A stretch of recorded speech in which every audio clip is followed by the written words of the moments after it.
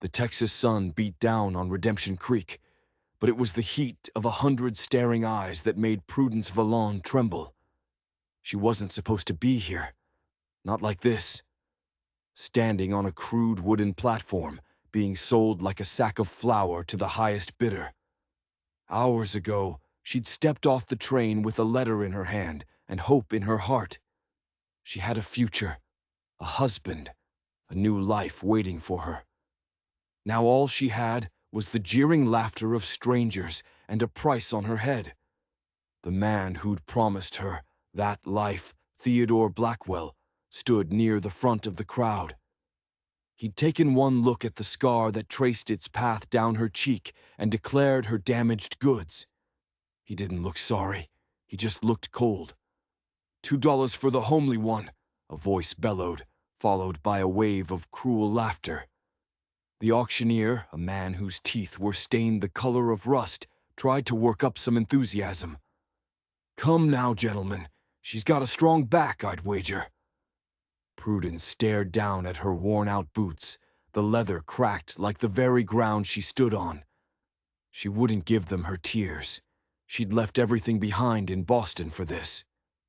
Her job, her tiny room, the pitying looks she got every day since the fire. The fire that took her parents and marked her forever. "$5," called another man, adding a crude remark about what he'd expect for that price. The sheriff who'd arranged this whole humiliating affair shifted his weight from one foot to the other. He looked ashamed, but not enough to stop it. He was a man who followed the path of least resistance, and right now, selling an abandoned woman was the easiest path. "$10," offered an old farmer. "My wife's passed. I need a housekeeper." That was her future. A housekeeper for a lonely old man, bought and paid for. This wasn't the life Theodore Blackwell had described in his letters. He'd written of partnership, of building a future in the great Texas frontier. His words had been a lifeline. But the man was a liar, and she had been a fool to believe him. Just as the auctioneer was about to call for a higher bid, a sound cut through the murmuring crowd. The thundering of horses' hooves, coming in fast. Too fast. Dust plumed at the end of the street, a storm rolling into town. A rider, a silhouette against the blinding sun, bore down on them. The horse, a powerful black stallion, skidded to a halt just shy of the crowd, kicking up a spray of dirt and rock. People scrambled back. A man swung down from the saddle in one smooth, practiced motion. He was tall, dressed in dark, dusty clothes, his face hidden by the shadow of a wide-brimmed hat. He moved with a purpose that silenced the entire street. He walked straight to the auction block, his eyes fixed on Prudence. "What's going on here, Sheriff?" His voice was low, but it carried a dangerous edge. The sheriff cleared his throat. "Mail-order bride situation, Quinn. Blackwell here rejected her." He gestured vaguely at Prudence's face. The stranger, Quinn, looked up. For the first time, Prudence saw his eyes. They were a startling, intense blue. And they weren't looking at her scar. They were looking right into her. He studied her for a long moment, his expression unreadable. Then he turned his gaze on Theodore Blackwell, a flicker of something dark and ancient passing between them. He faced the auctioneer. "End this," he said. It wasn't a request. The auctioneer shrugged. "She's got no ticket home, no kin. What's to be done?" The stranger reached into his coat. He didn't pull out a handful of coins. He pulled out a thick wad of bills, held together by a leather strap. He peeled off several and tossed them onto the platform. It was more money than Prudence had ever seen in her life. $500, he said, his voice flat. The crowd gasped. $500 for the lady's inconvenience, and another $500 for her passage to anywhere she wants to go. He paused, his blue eyes scanning the stunned faces. "Now get her down from there." Prudence was frozen. This man hadn't offered to buy her. He'd offered to set her free. The sheriff helped her down, his hand suddenly gentle. The stranger, this Hunter Quinn, didn't move. He just watched her, his face still a mask of shadow. Prudence finally found her voice, a shaky whisper. "Why?" He took a step closer, and for the first time she could see the hard lines of his face, a square jaw, a scar cutting through one eyebrow. "Let's just say," he said, his voice so low only she could hear it, "I'm settling an old family debt."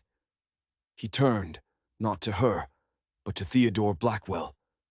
"This isn't over," he promised, the words laced with venom. Then he turned back to Prudence. "You need a place to stay. My ranch is 10 miles out.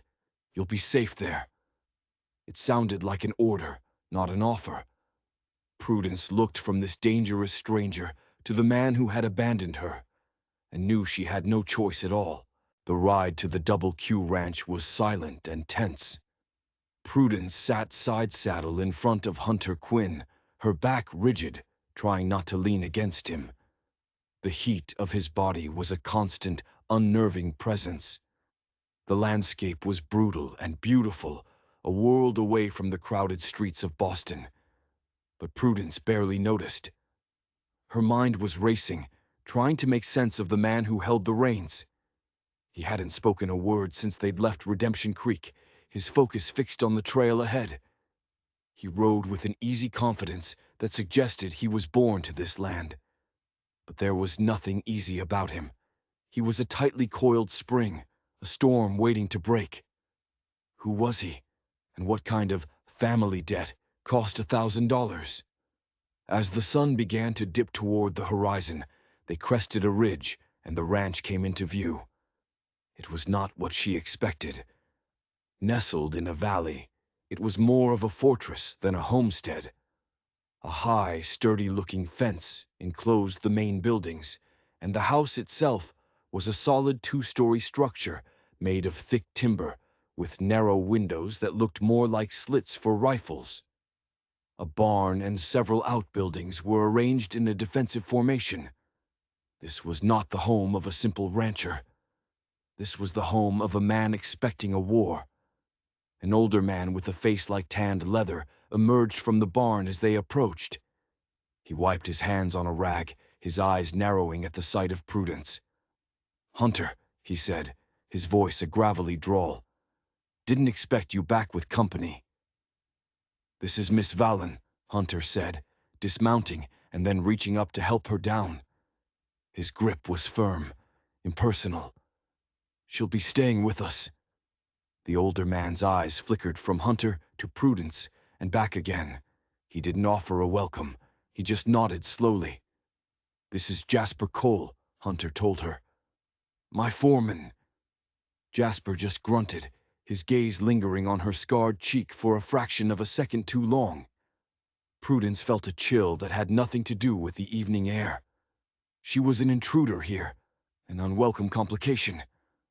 "Eliza's in the kitchen," Jasper said to Hunter, ignoring Prudence completely. "She'll want to know." Hunter guided her toward the house. "You'll be safe here," he repeated, as if trying to convince himself as much as her. But as they stepped onto the wide shadowed porch, Prudence felt less safe than she had on the auction block. The inside of the house was clean but stark. Heavy dark furniture. Animal hides on the floor instead of rugs. Books and papers were stacked neatly on a large desk, but it felt more like an office than a living space. A woman emerged from a doorway, wiping her hands on an apron. She was older, with kind eyes but a worried line etched between them. This had to be Eliza, Jasper's wife. "We have a guest, Eliza," Hunter said. "Miss Vallon will be taking the east room upstairs." Eliza's eyes widened slightly, a quick, fearful glance at Hunter before she looked at Prudence. "Of course," she said, her voice soft. "Welcome, miss." Her kindness felt like a drop of water in a desert, but it was overshadowed by the fear in her eyes. What was everyone in this place so afraid of? Hunter led her up the stairs. The wood creaked under his heavy boots. My room is at the end of the hall, he said, pointing. Yours is here. He pushed open a door. The room was simple, with a bed, a dresser, and a washstand. A single window looked out over the eastern pastures. It was clean, but it felt cold, unused. Jasper will bring up some water. Eliza can get you anything else you need. He turned to leave, then hesitated at the door. One more thing, he said, his back still to her. The room next to mine, the one with the bolted lock. You are not to go in there. Ever. The finality in his voice sent a shiver down her spine. He didn't wait for a reply. He just walked away, his footsteps echoing down the hall, leaving Prudence alone in a strange room, in a stranger's house, with a terrifying, unanswered question hanging in the air. What was behind the bolted door? The first few days at the Double Q were a blur of quiet tension. Prudence tried to make herself useful, helping Eliza in the kitchen, mending clothes and cleaning the cavernous main room. She worked from sunup to sundown, driven by a desperate need to earn her keep, to prove she wasn't a burden. But it was a strange, silent life. Hunter was gone most of the day, riding the vast expanse of his land with Jasper. When he was in the house, he was a brooding presence, either buried in his paperwork or staring out a window, lost in thoughts he never shared. He was polite to her, his voice always even, but there was a wall between them, high and impenetrable. The house itself seemed to hold its breath. Every creak of the floorboards, every gust of wind rattling the windows, sounded like a threat. And always, there was the bolted door. It called to her, a silent challenge in the long, quiet hallway. What secrets did it hold? What was so important that Hunter had to forbid her from even approaching it? She asked Eliza about it once, as they were peeling potatoes. The older woman's hands stilled, and the color drained from her face. Some things are best left alone, child, she'd whispered, casting a nervous glance over her shoulder. Hunter's got his reasons. The fear was back in her eyes, raw and real. After that, Prudence didn't ask again. But the question festered. The more she tried to ignore the door, the more it dominated her thoughts. It was a physical manifestation of all the secrets swirling around this place and the man who ran it. One evening, Hunter came back later than usual. A storm had blown in, and he was soaked to the bone, his face grim. Eliza had already laid out a cold supper for him, and Prudence was about to retire for the night when he called her name. Miss Vallon. His voice was rough. She turned.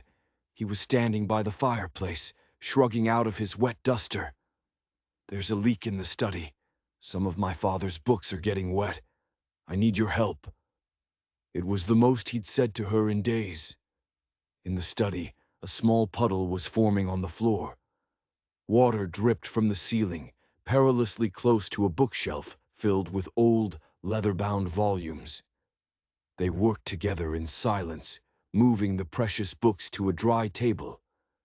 As Prudence lifted a heavy stack, a small framed photograph tucked between the pages slipped out and fell to the floor, landing face up.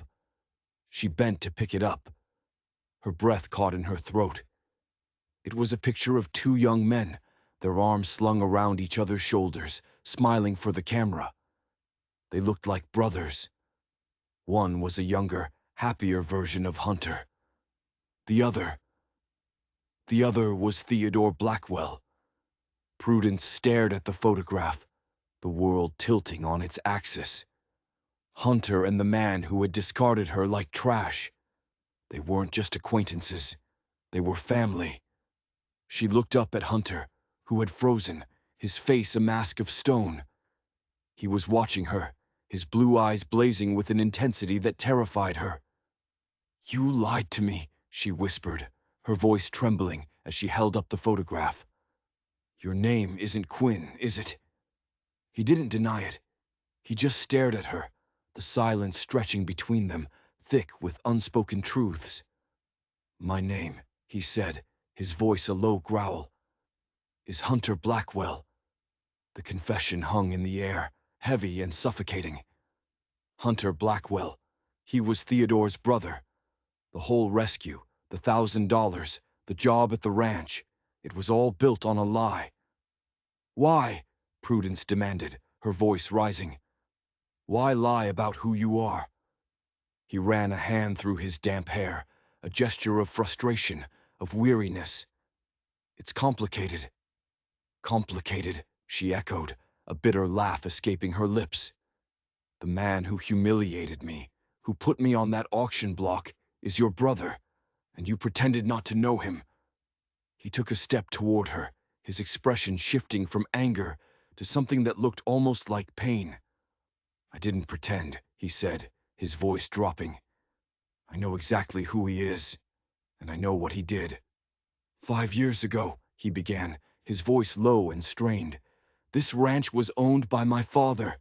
He was a good man, an honest man, and he was murdered, shot in the back by rustlers, they said." He paused, his jaw tightening. "But it wasn't rustlers. It was a land grab, orchestrated by the most powerful man in the county. A man who wanted our water rights. A man who now owns everything around here, including the sheriff." Prudence listened, her own anger momentarily forgotten, replaced by a cold dread. "My brother, Theodore, was there when it happened," Hunter continued, his voice laced with contempt. "He watched them kill our father, and he did nothing. He made a deal, his life and this ranch, in exchange for his silence." Prudence sank into a chair, trying to process the horror of it. This was the real story of the Double Q, a story of murder and betrayal. "So you disappeared?" she asked softly. He nodded. "They left me for dead that day. I survived. I took our mother's maiden name, Quinn, and I've spent the last 5 years getting strong, getting ready. I came back to take back what's mine, and to get justice for my father." He finally looked at her, his blue eyes holding a mix of fury and regret. "When I saw you on that auction block, I knew Theodore had put you there. Rejecting you wasn't just about your scar. It was a message to the men who run this town, a message that he was still their puppet." The pieces started to click into place, each one more horrifying than the last. "And you?" she asked, her voice barely a whisper. "What was I in all of this?" Hunter's gaze didn't waver. "I couldn't leave you there," he said, "but I couldn't let them know who I was. I needed a reason to be in Redemption Creek, a reason to be near my brother without raising suspicion." He took a deep breath. "Bringing you here. It gave me cover. It made me just a rancher hiring a housekeeper. It put you in the middle of my war, Miss Vallon. And for that, I am sorry." She was a pawn, a piece in his dangerous game of revenge. The kindness he'd shown her, the safety he'd promised, it was all a means to an end. Prudence stood up, her legs unsteady. She walked to the door, needing to get away, to breathe air that wasn't thick with lies and death. "Where are you going?" he asked. She turned in the doorway, her hand on the knob. "I don't know," she said, her voice hollow, "but I cannot stay in a house of ghosts and lies." Just as she was about to step into the hall, a floorboard creaked upstairs, directly above them, from inside the bolted room. They both froze, their eyes locking, a new, immediate terror washing over them. They weren't alone in the house. A cold silence fell over the study. The sound from upstairs had been faint, but unmistakable. A single, deliberate creak. Hunter moved without a sound, pulling a 6-gun from a holster hanging on his chair.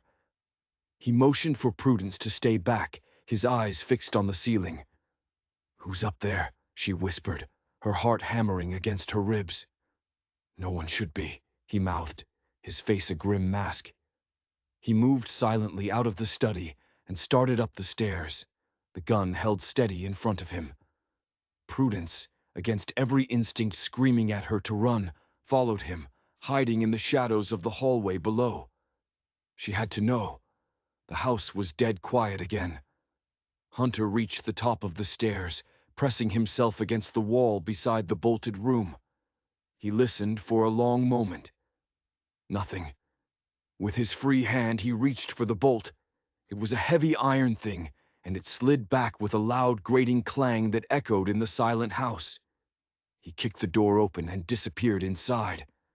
Prudence held her breath, counting the seconds. 1, 2, 3. A low curse came from within the room. Then Hunter reappeared in the doorway, his gun lowered, his shoulders slumped in defeat. "He's gone," he said, his voice raw with frustration. "Who?" Prudence asked, climbing the stairs to join him. "Who was in there?" Hunter gestured for her to come inside. She hesitated, the memory of his warning holding her back. Then she stepped across the threshold, and her world shifted once more. The room was not a bedroom or a storage space. It was a command center. Maps covered one wall, with red pins marking locations all over the county. Another wall was covered in pages, torn from ledgers, notes scribbled in the margins. A table in the center of the room was littered with telegrams, legal documents, and a detailed drawing of the town of Redemption Creek. This was Hunter's war room. And on the floor, near an open window, lay a single, muddy boot print. "Someone was watching us," Hunter said, his voice a low growl, listening to every word. He ran a hand over his face, looking exhausted and exposed. They know who I am."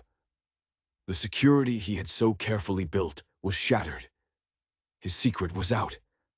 And that meant he, and anyone associated with him, was in mortal danger. Prudence looked around the room, her eyes trying to take it all in. This was the obsession that had driven him for 5 years, the meticulous planning of a man bent on revenge. Her gaze fell upon a stack of old newspapers on the corner of the table. One of them was from Boston, the Boston Chronicle, dated 4 years ago. Her blood ran cold. She knew that paper. She knew that date. With trembling fingers, she reached for it. The headline was seared into her memory.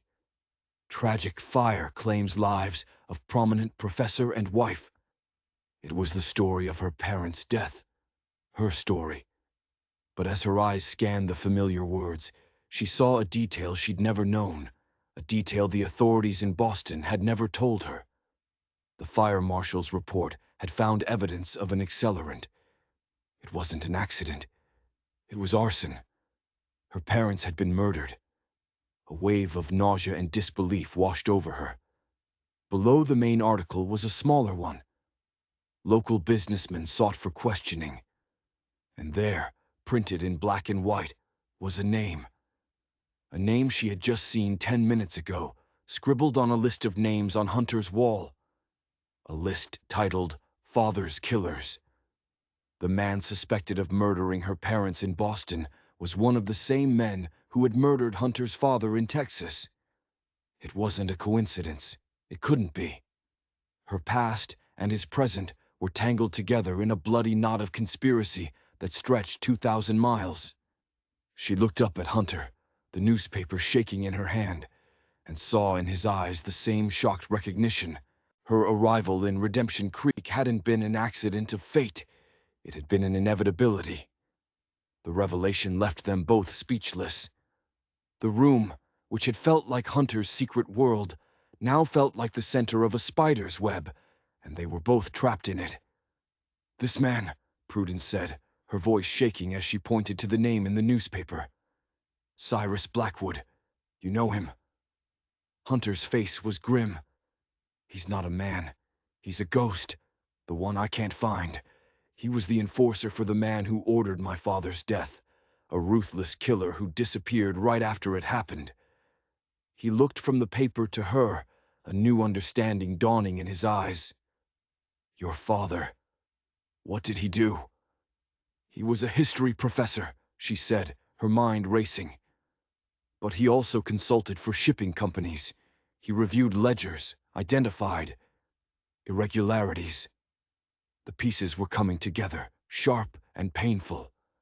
Her father must have uncovered something that got him killed by a man who then fled to Texas to commit another murder. My whole life, she whispered, the pity, the scar, it was all based on a lie. Hunter stepped closer, his earlier anger replaced by a shared sense of shock and purpose. They didn't just take your parents, he said, his voice filled with a cold fury.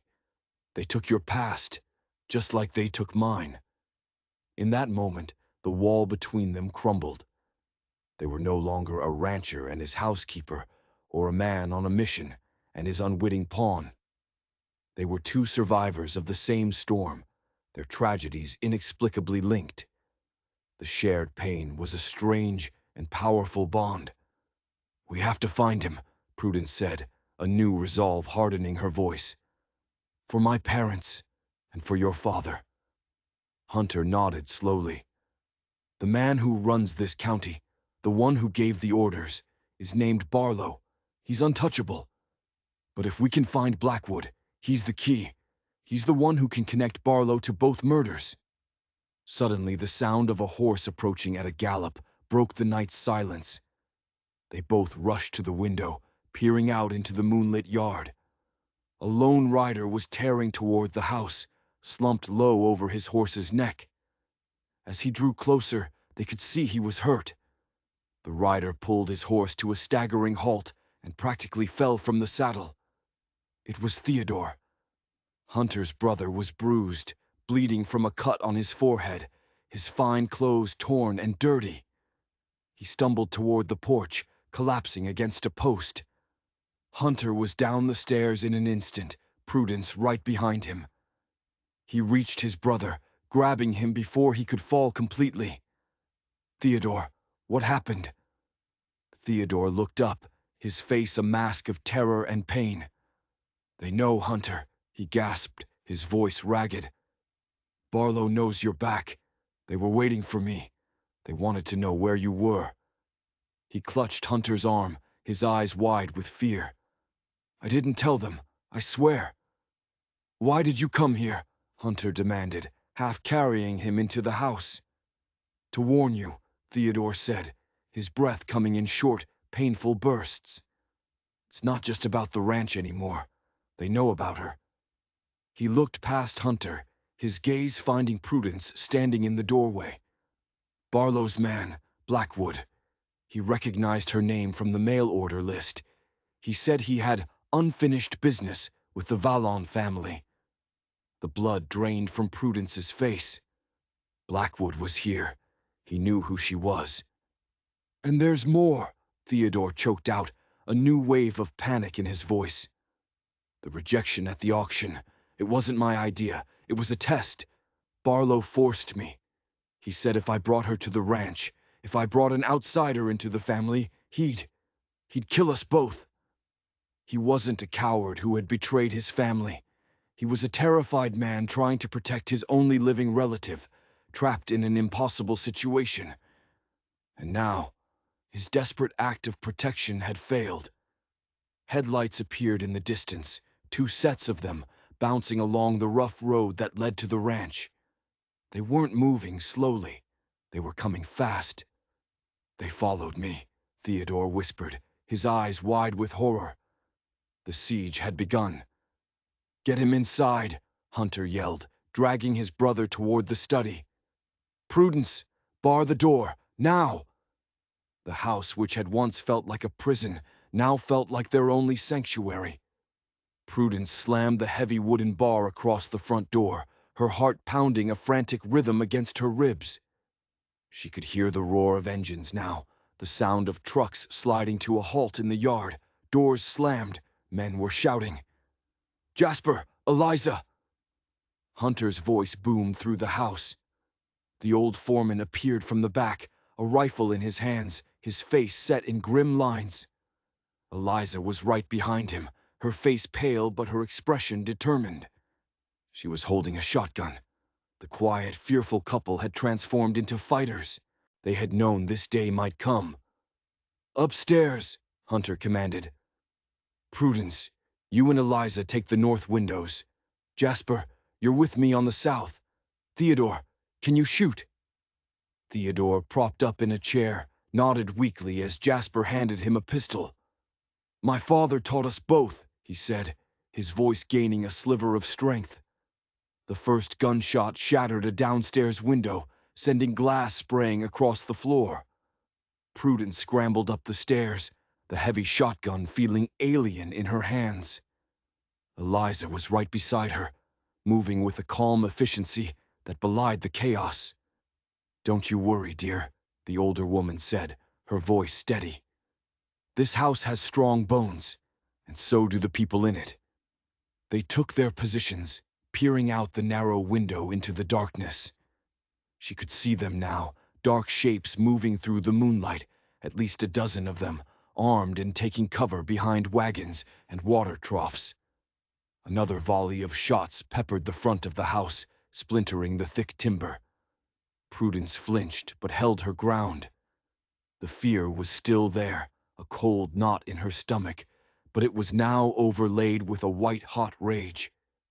These men, this phantom named Cyrus Blackwood, had destroyed her family, taken her past, and left her with nothing but a scar and a life of pity.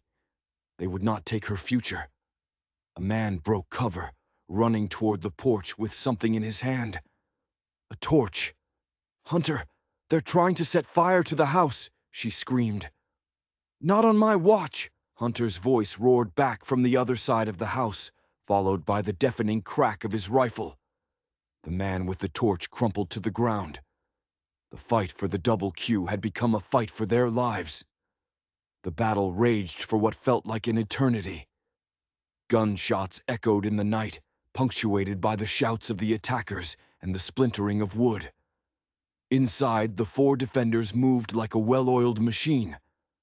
Hunter directed their fire, calling out targets with calm precision.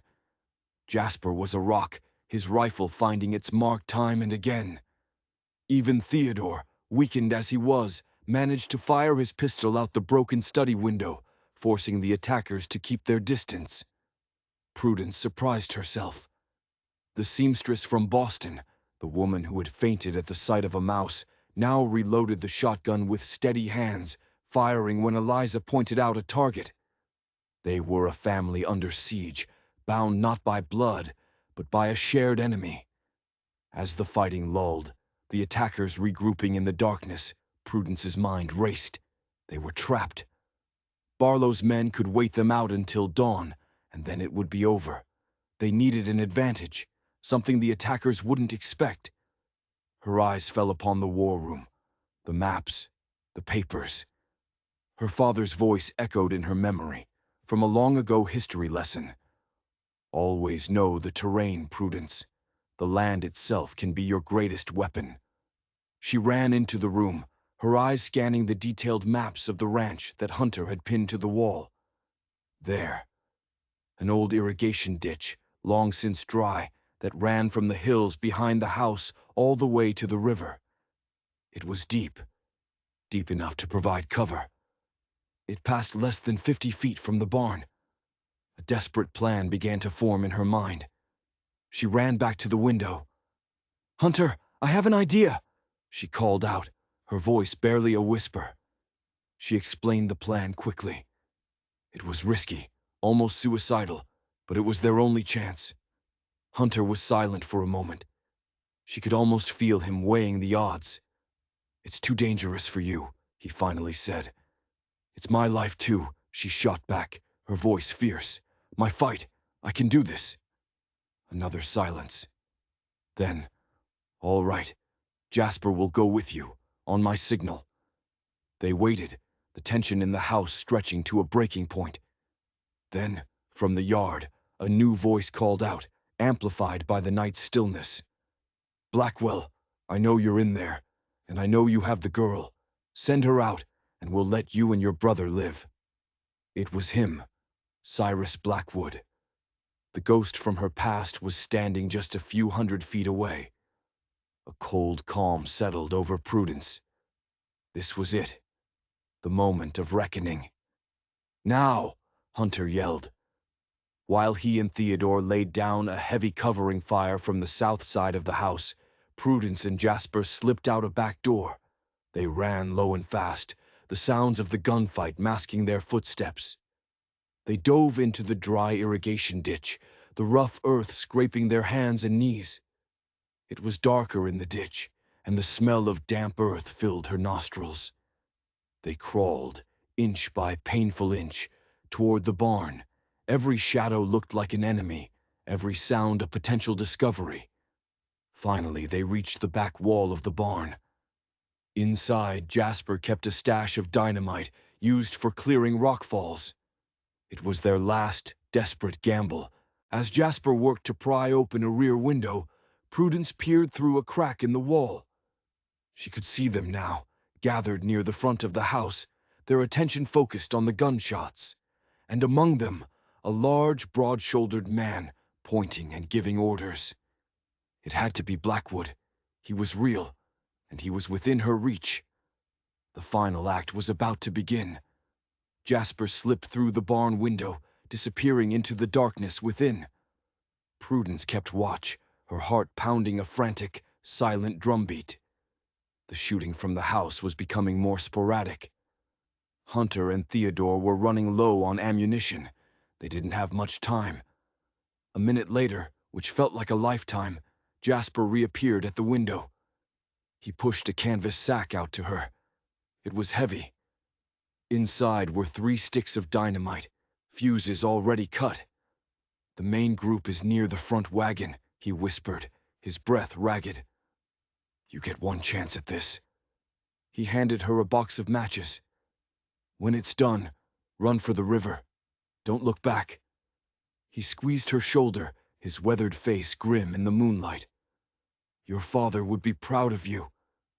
Then he was gone, melting back into the shadows of the barn to create a diversion.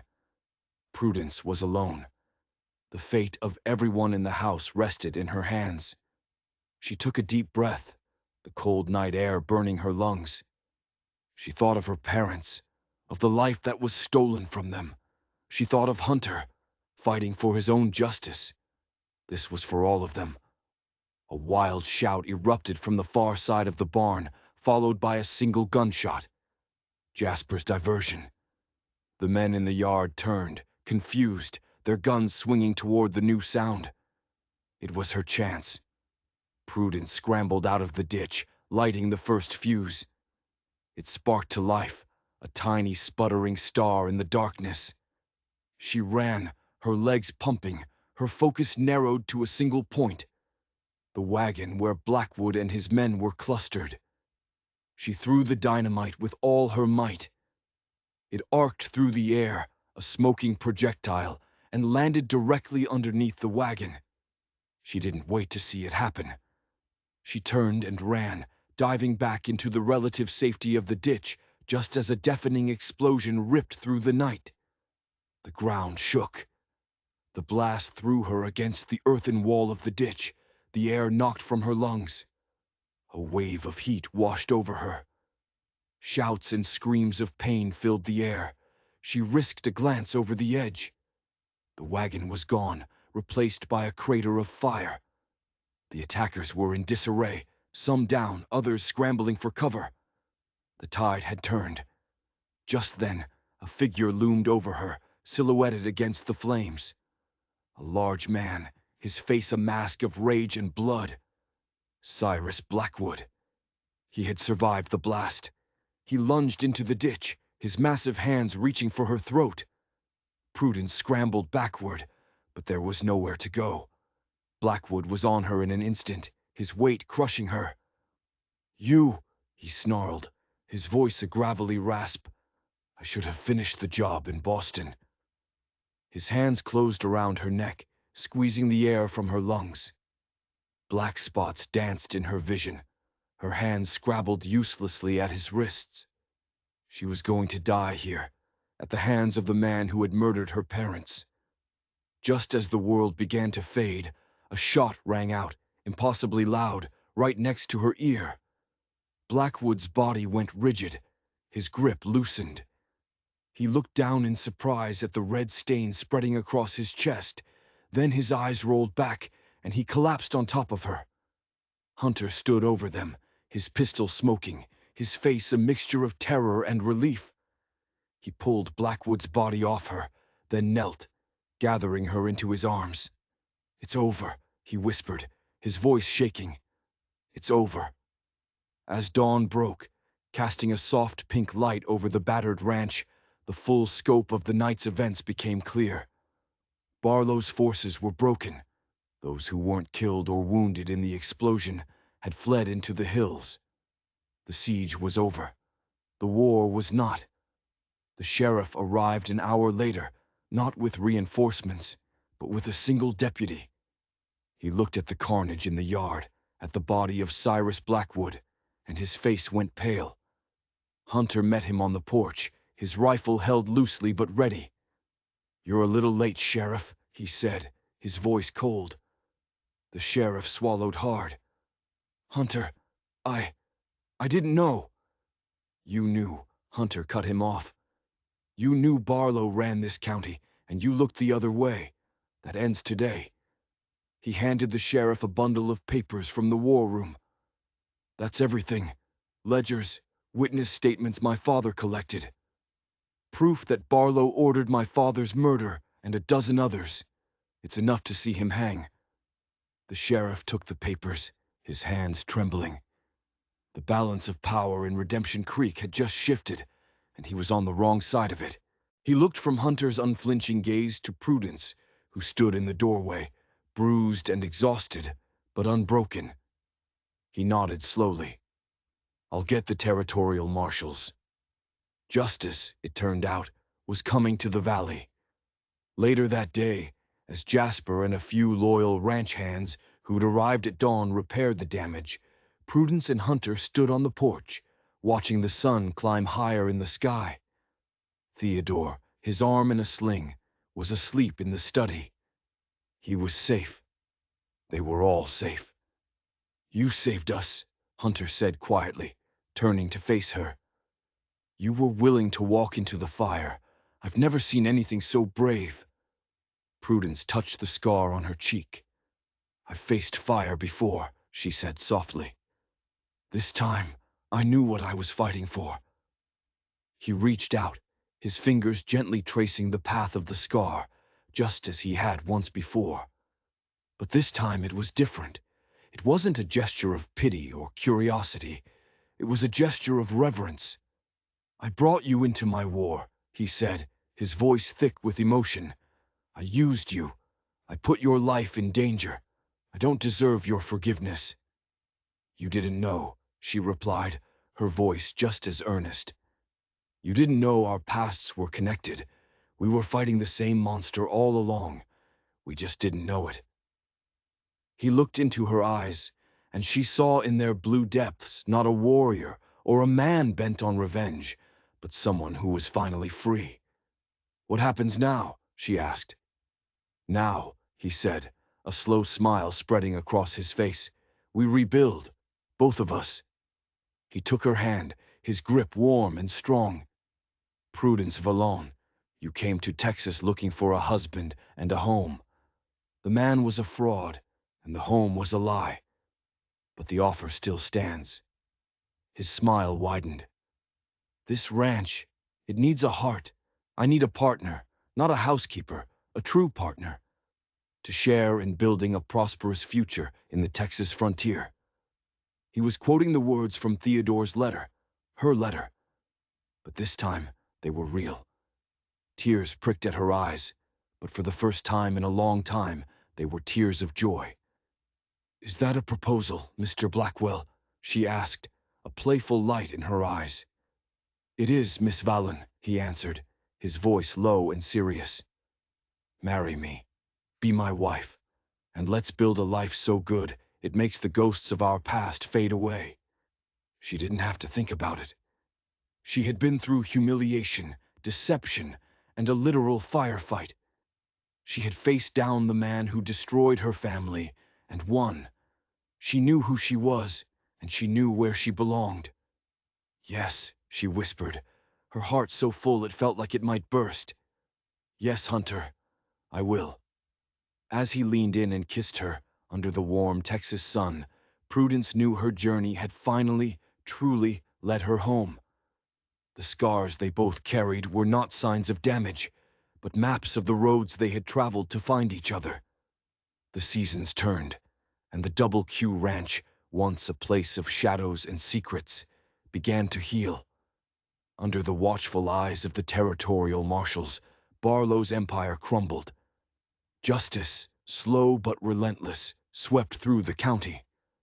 The house itself changed too. Prudence filled it with light and warmth, replacing the heavy drapes with bright curtains and the silence with laughter. Theodore, having recovered from his injuries, decided to stay, finding a new purpose in helping his brother rebuild the family legacy. The bond between the two brothers, once broken by betrayal and misunderstanding, was forged anew in the shared work of the ranch. 1 year to the day after the siege, Prudence and Hunter were married on the front porch. The whole valley seemed to turn out, a community reborn and free. Prudence wore a simple white dress, and as she said her vows, she didn't try to hide her scar. It was a part of her story, a testament to her survival. It was a part of the woman Hunter Blackwell loved. Life was not without its challenges. The land was hard, and the work was constant. But together, they faced it all. They built a home filled not with fear, but with love. A few years later, the sound of a child's laughter echoed in the halls of the big house, a daughter with her father's startling blue eyes and her mother's unshakable spirit. One evening, as they sat on the porch watching the sunset paint the sky, Hunter took her hand. "Do you ever think about that day?" he asked. "The auction?" "Sometimes," she admitted. "I think about how a journey that began in the deepest humiliation could lead to so much happiness." He squeezed her hand. "Some marks lead us exactly where we're meant to be," he said, his thumb gently tracing the scar on her cheek. She smiled, leaning her head on his shoulder, watching their daughter chase fireflies in the yard. The past was a part of them, but it no longer defined them. They had taken the broken pieces of their lives and built something beautiful, something strong. They had found their justice, and in doing so, they had found their peace. If you enjoyed this story of resilience and unexpected love, don't forget to like and subscribe for more tales of the Untamed West.